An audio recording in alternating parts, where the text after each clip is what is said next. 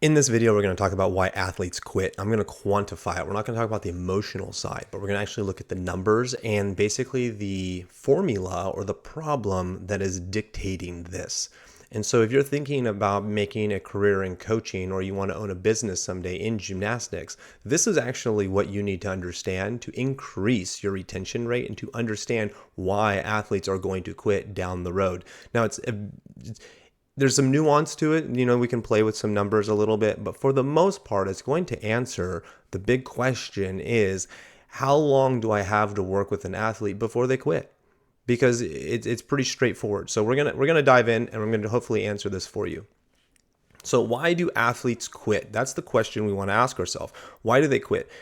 Is it an emotional reason? Is it a physical limitation? Is it something that you could change as a coach where you could, increase the time that the athlete's going to be in the sport or in your program? Can you actually influence that in a productive way where now they're not quitting after 3 years, but they're quitting after 4 or after 5? Because at some point they're going to stop. So what does that timeline actually look like? That's what we want to know. And do we have, what kind of control do we have over it? Okay, so I couldn't find a lot of good statistics for free on the internet, but there was this article, this paper done by, it looks like Kaylee A. Swift in 2016. So this is kind of old data, I understand that, but we can see a trend happening. And I know that there's been other reports done. There's not really any new data I can find right off the bat, but this will give us an idea of what we're dealing with. And I can't imagine anything's drastically changed in our industry. Okay, so over the years, there's been a growth in membership in USA Gymnastics. So that's a good thing. There's more members. That's not a bad thing. We got more people doing gymnastics. So let's just be, and it's an upward trend, positive. But as the athletes go into more challenging levels on a competitive sense, and we're going to model this after recreational, because you can model this after your rec program too. It's going to follow the same trends. As they go higher in level, there's a significant drop off in the athletes participating. We can clearly see here at level 3 and 4 in this area, there's a mass amount of participation, 22,000-ish athletes. And then you get all the way down here to like elite. Obviously, elite's not going to have much. It's in the hundreds. The very 197, 90. 93 athletes. And in level 10, you're going from 2,000, 2,500, something like that, 2,500 at level 10 compared to 22,000, right? So we're talking about 10% of the participants at level 3 and 4, 10% are going to make it to level 10. And I'm going to answer why. And it's a very quantifiable reason, actually. And we actually have a lot of control over this. And as you go down the journey of learning to coach and want to improve your career, this is like 90%, if not 100%, should be your focus. Because if you can keep one athlete in your program longer, that's one less person you have to retrain. Every single time you bring on new students into your program, you have to reteach everything you've already taught. And that's not a bad thing. We want to reach as many kids as possible. I get that. But at the same time, you have a limitation of how many students you can influence. There's just a certain number. And that number is going to be capped out based off of your time and your schedule. You can't help everybody. And so based off of those numbers, it's a little bit better in some, an advantageous way for your longevity in a career in gymnastics is to try to work with the same student as long as you possibly can so you can build off of that momentum. When you think about marketing your gym or why would a kid want to join a program, they don't go to a gym because they saw some kid do a forward roll and they're like, oh, that kid learned a forward roll and then quit. They go because they see someone doing a backflip, they see back handsprings, they see double flipping, they see cool skills on bars, and they think, oh, someday I'm going to get there. And so it's because the students who have stayed in the program longer are actually selling the sport. And so you want to have students in your industry, in your program, in the levels longer. But here we have a smaller and smaller number. We got a drop off going on. Okay, and it's happening in the Excel program too. Okay, gold, silver, super popular, platinum, you get to diamond and boom, it dies off. And we got 246, 378, 3,900. Again, diamond is operating at 10% of the high, just like level 10 is operating. So we got a trend here. This is a pattern. It's not evading the norm. Here's what the drop off would look like from just another graph. You can just see how extreme extreme the drop off is. Gold, Excel doesn't have as many levels, so you're not going to see the same extreme decline, but there you have. So here we just have participation numbers based off of the years, and just so you can just see that a little bit more clearly. Okay, so let's dive into this. This little dot represents 10 minutes. Now, I like 10 minutes because I feel like 10 minutes is enough time to say I can teach something, a concept, a focus, a point in 10 minutes. I can get something across within 10 minutes, and we can try it out. We can improve upon it within a 10-minute frame. If I have to do it in 20 minutes, essentially it's two different ideas. I got one idea being built in 10 minutes, and I'm going to build another idea on top of that in the next 10 minutes. That'd be a 20-minute training assignment. I know a lot of gyms do like 15-minute rotations. So you basically have like 1.5 ideas but we're going to go off of 10 minutes because 10 minutes is just an easier number to work with. So here's what 10 minutes looks like. That's what 60 minutes looks like. Okay, we're going somewhere with this. This is what 52 weeks of 60 minutes looks like. So if you think about every single dot here, if you imagine every single little dot is an idea that you're delivering to your students, and that's 52 weeks of ideas being delivered to your students in 10-minute increments. Just saying there's an idea, we're going to work on it. This could be we're going to work on forward rolls, and we're going to learn forward rolls, and we spend 10 minutes on forward rolls. This could be backwards rolls. This could be learning how to do a back handspring and trying to work on just the sit, fall, jump for some of you that like that. You'd be spending just 10-minute focus on sit, fall, jump. And then you might be spending another 10 minutes on don't pull your toes and another 10 minutes on yada, yada, yada. So these are in chunks. So this is how much information you're going to give in a one-hour class once a week. That's the type of information you're going to give over a year. That's your limitation. In 1 year, you're going to cover that much information in a 60-minute class, one hour per week. Now, obviously, you could double this, and you could triple this, and you could turn it into 2 hours a week, 3 hours a week, 4 hours, 8 hours. It doesn't matter because the whole thing scales. So we're going to look at this. Okay, here's the 10% error rate. Now, let's just be generous. I'm being a little conservative on this, but let's just imagine everything you teach your students, everything you teach, they're going to have about a 10% error rate. I think they're probably going to have a higher one. I mean, depending on how well you are, how effective you are as a coach is going to determine what the error rate looks like in the athlete as they move through time. And so what I mean by 10% error rate, what I mean by 10% error rate is that you teach a lesson in that week, and 10% of it, they're not going to knock out perfectly. They're not going to understand. There's going to be pieces there. And so they're going to come back the next week with that little bit of misinformation, misunderstanding, just lack of effort, whatever it is, care, discipline. And they're going to build that into the next week. They're going to build that into the next week. And so after a year, you're going to have roughly about 5.1 weeks of just bad information accumulatively. So after a year, that's what your 10% error rate looks like.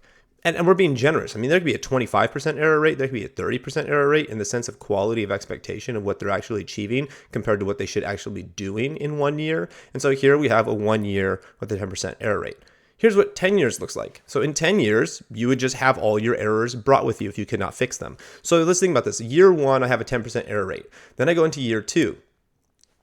Now I brought my 10% error rate with me. Okay, so I brought the 10% from last year, and I have another 10% error rate for the new information that I'm learning. So I got last year's 10% errors built on top of this year's 10% errors. Then I go into year 3, and I got the first year's, the second year's, and now I'm getting another 10% of errors. Then 4, then 5. So what do we see? We see that as time goes on, the error rate that gets tracked with us over time pushes us out of success. It's literally an error rate problem. It's not a difficulty of skill problem. It's an error rate problem. This is the simplicity of everything. When you teach something, the success rate needs to be higher than 90% if you're not going to get basically compounding errors that are going to push you out of the sport. Like if you have a 90% success rate, let's just say every skill you learn, 90% success rate, in 4 years, in 5 years, you're going to be 50%, still have 50% of problems that you're going to be compounding with you into everything that you do. That's massive. That's a huge compounding effect. And so what do we normally see? I would recommend you do this. I challenge you to do this. Go to your program, whoever's in charge of your program, or if you got access to your data in your gym, and run a report and see how long the average student stays with the gym. The average. Do they stay 3 years? Do they stay 4? What's the average length the student stays with your gym? Now, I don't know how you're going to have to run those numbers and how you're going to figure that averages out. Sure, you'll have some kids who stick with you for 10 years. You'll have some kids who stick with you for 7. I get that. But then look at what level they're at, and also go to those kids who are in the higher levels and or higher year rates. Kids have been with you for the gym with 10, 8, 7 years, and go look at them and go watch them and see if they're pigeonholed into the type of skills they do. Do they get stuck and they're just like, they're only like, they can only do certain types of skills because they kind of got stuck in it, and it's because their error rates are so high they can't actually progress and build. And we're talking about students that are coming 1 hour a week, right? Not more. So once you get into more, you can really go into anybody, but this would be a 1 hour a week type of thing to measure to see what your drop-off rate looks like. This is the reason why so few, we saw that chart where it said basically level 10s are 10% of the whole.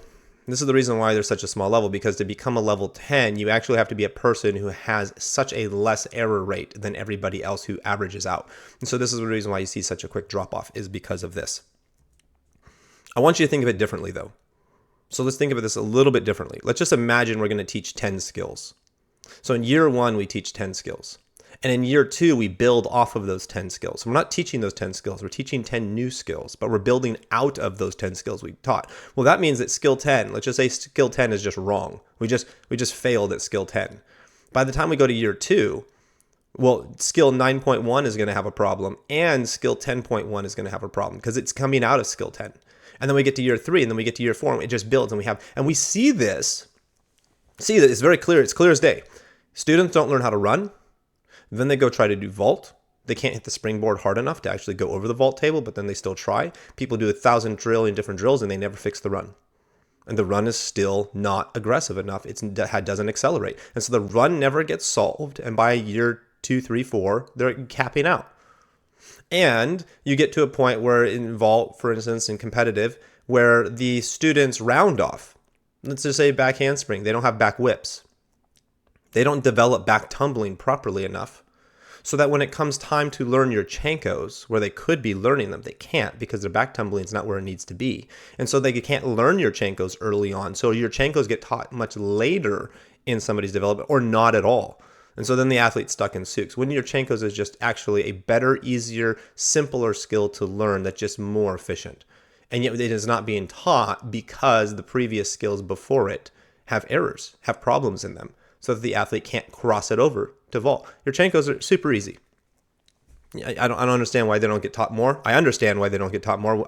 When I was learning to coach, I was confused by them and I was scared to teach them. And it just seemed much more tricky. But it's more because I actually had athletes with a higher error rate in back tumbling, so I wasn't able to cross it over. This shows up in bars. You don't have a kip cast handstand. Let's just say the skill number 10 is a kip cast, okay, or just a kip. Let's just say it's just a kip. You don't get your kip dialed in. Well, now your kip not dialed in carries you on. So now you try to kip cast. You still have no kip that's dialed in. Then you try to kip cast handstand. You still don't have a kip that's dialed in. Then you try to kip cast handstand, which you have. But as you're trying to kip cast handstand, you're trying to now go clear up handstands or whatever you're supposed to use it with. Your kip's still not dialed in. And you're running into inconsistencies and errors, and you're not able to kip out of things. And you can't do your half pirouette kip out because your kip is not dialed in because you don't have a kip. And so it carries with you. And so if that's just a kip, what's the next thing? The cast, what's the next thing? The circling, the giants, the flyaways, and we see this. We see this. Kid learns a tucked flyaway. Then they whack their toes on the bar. Now they're scared of the tucked flyaway. So now they can't go into the flyaway layout. So now their tucked flyaway has a problem because they don't understand how to flyaway, and they can't do layout flyaways because they're too afraid. And so then they cap out. That's all you got. That's that you're at your limit. There's no more to go. And so then they're done. And we see this with back handsprings. You go, back handsprings are not, solid on floor. They can't back handspring up panel mats, and yet they're still trying to learn how to do back handsprings on a beam. This can turn into all sorts of areas. So just letting you know that this is literally the time numbers problem. And this is the reason why I take a much more direct approach. And I take a much more direct approach because I learned from those who are already doing it. I didn't come up with this. So when I'm going to camps and when I'm watching, going to meets where there's level 10s that are, 10 years old and they're going level 10, and I'm like, how does this kid get here? Like, how did they get to level 10 in 10 at the age of 10? It doesn't make any sense. I can't even get a kid to, who's 13 to go level 8 type of problem. So how did somebody get there so fast? Well, one, it comes down to error rate. That level 10 that's 10 years old is not allowed to have as many mistakes and errors. It's just not okay. It's not acceptable. They have to operate as close to 100% as possible. And then the other aspect is they're not going to build off of skills that are not successful, that are not at their max effort, that are not something that they can take with them in the future. And so they don't push skills beyond what they can build. And so this changes the shifting of the directness.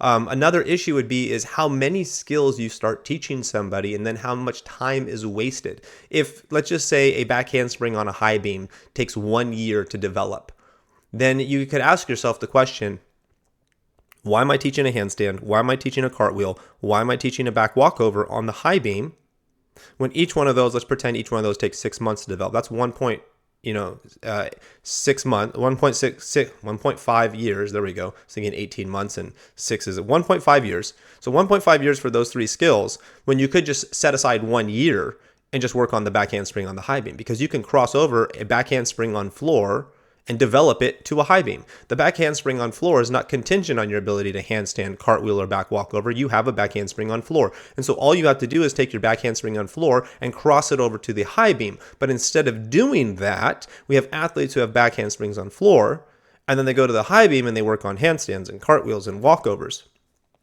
They never cross over. And so you run into this time problem. Now you stacked in more skills, more steps for a higher error rate that you have to then contend with, and you wonder why you haven't got there. That if you reverse engineer your process, reverse engineer it, then you would actually be getting where you want to go with the whole entire thing. Because reverse engineering would be like this. You look at beam and you say, okay, what are all the skills I need on beam to go level 10? It's not that many. And a lot of them an athlete could do on floor pretty early on, right? You could say, okay, well, when can they do a side aerial on floor? A lot of girls can just do those, they didn't have to be taught them. They can just do side aerial on floor. What about front tucks on floor? What about back handspring on floor? What about a back handspring, back tuck on floor? Okay, and how many of them can do a round off back layout on floor? I mean, this is low level tumbling on floor, if we really, think about it in regards of what high level tumbling on floor looks like. If that's all they need to know, how many years would it take you to teach that and then cross it over to a beam?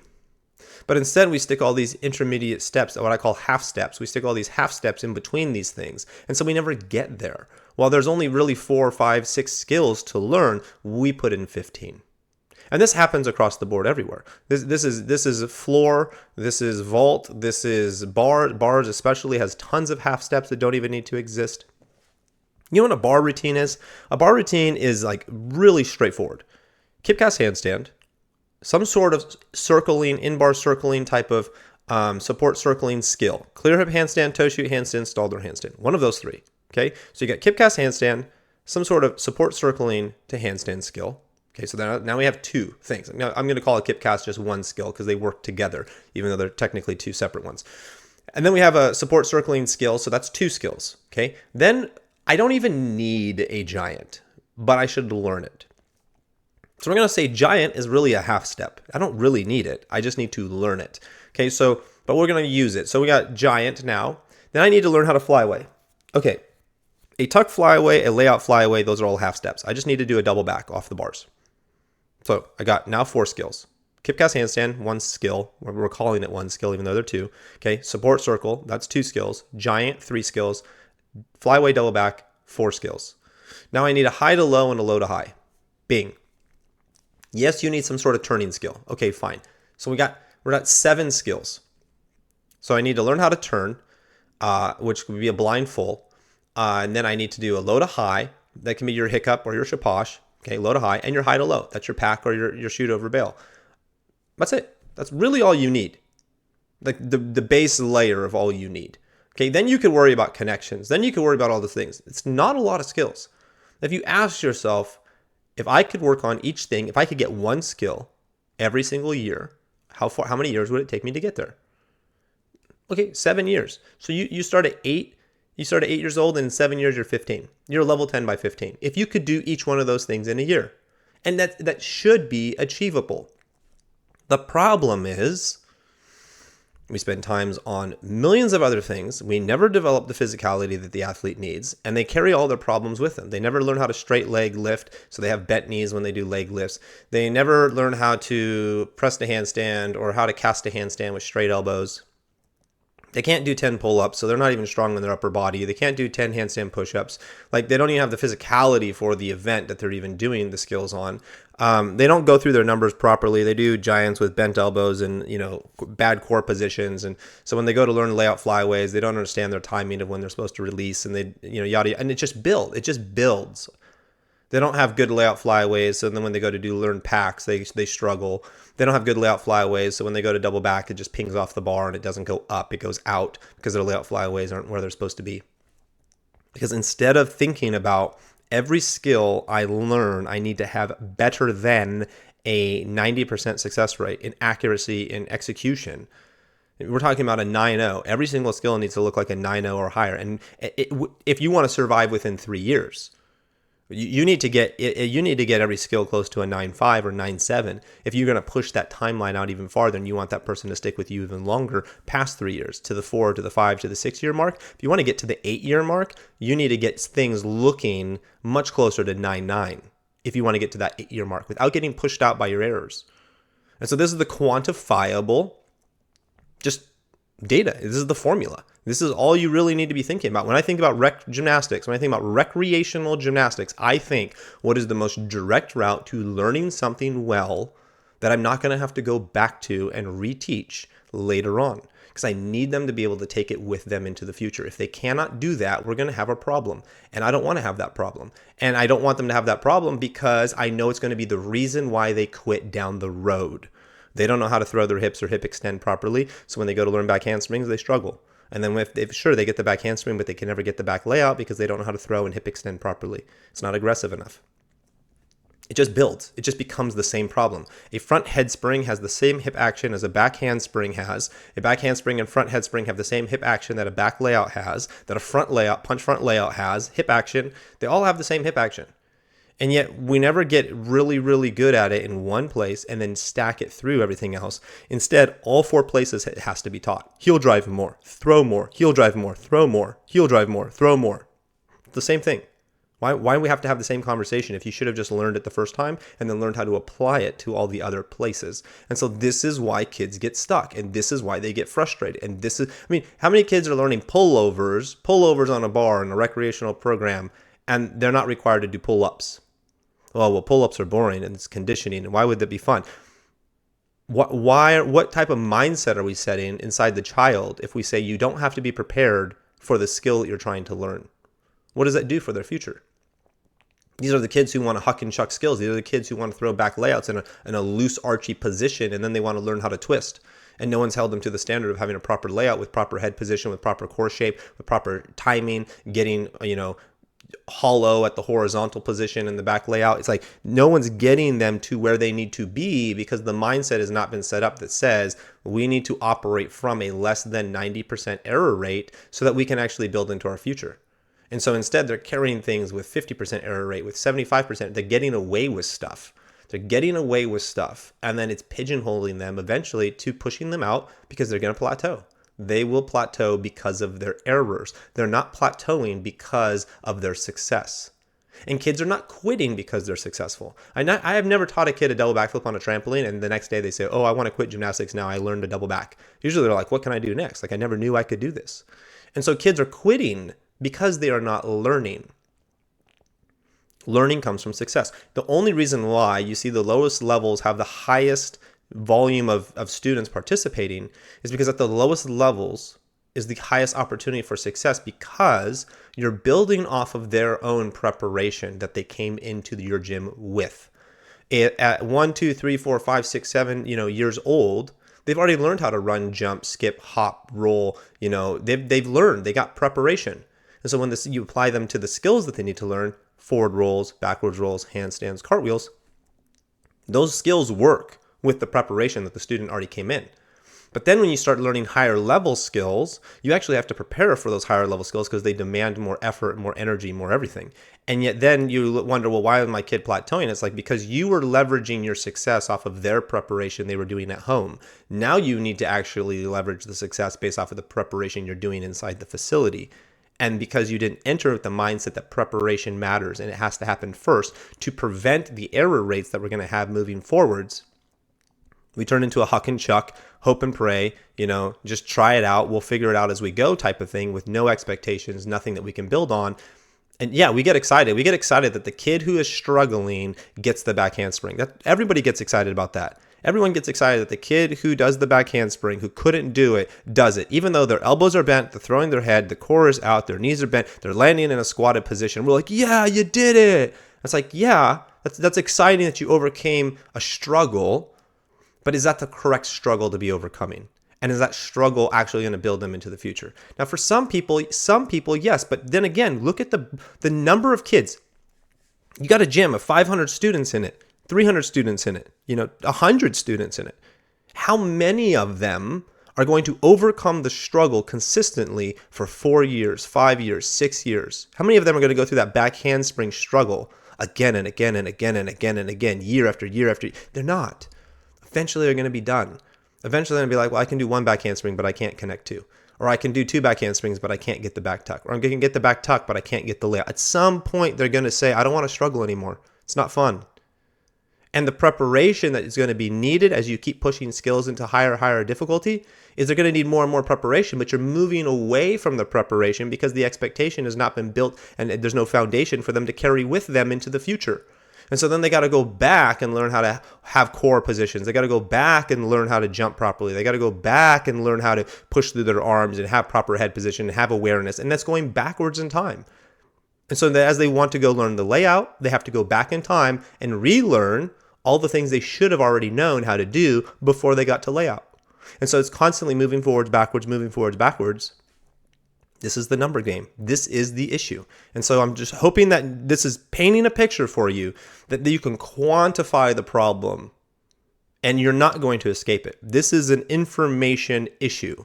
You are not going to come up with another creative way to do it because you're still going to bring in your own problem. I don't care what drill you use. I don't care what progressions you use, methodology you use. As long as you allow those errors to move forwards with you in time, you are still behind the curve.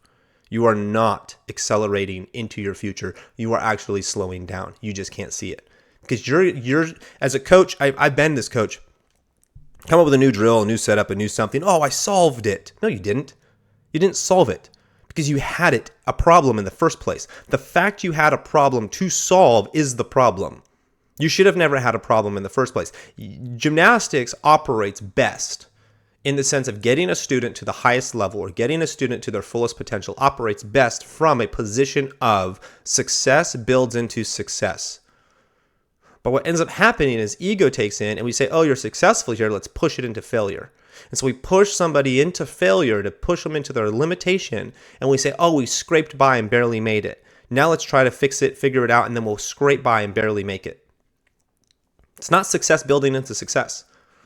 And so then you start to slow down because now you're pushing through and you're making all these compromises, and all these compromises are just basically baggage, weight that you're having to carry with you through the new thing that you're learning.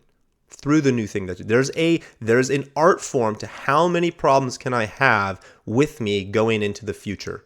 And for me as a coach, a mile marker, a thing that I use as a measurement is how often do I have to repeat myself about the same thing. Because if I have to repeat myself about the same thing, I'm clearly carrying the past with me into the present, which is going to go with me into the future, and I haven't solved it. I haven't solved the past problems, and they've showed up today.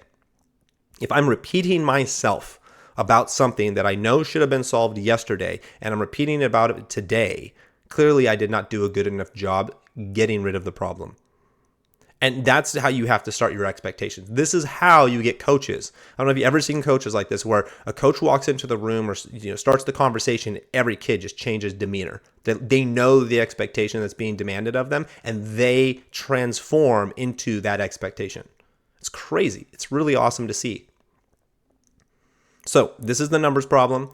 Your error rate will compound into basically pushing you out of the sport. And we can see this. And so that's the quantifiable story.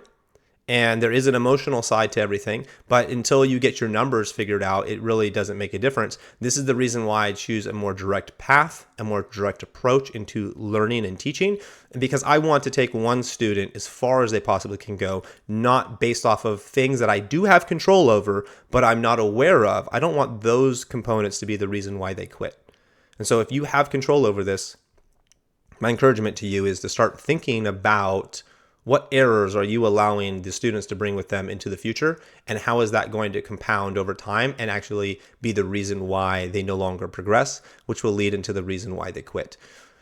If you have comments, questions, if you have thoughts, I'd love to hear your feedback on this. If you agree or disagree, if you think this is just a ridiculous idea, or you think, oh, wow, Raleigh, I've never even thought about that before, of how the numbers and time and our error rate actually is a huge aspect to this problem. Love to hear your take on it. And again, suggest any videos that you would like me to do along the way. Hope you guys have a great day. Be blessed. Bye.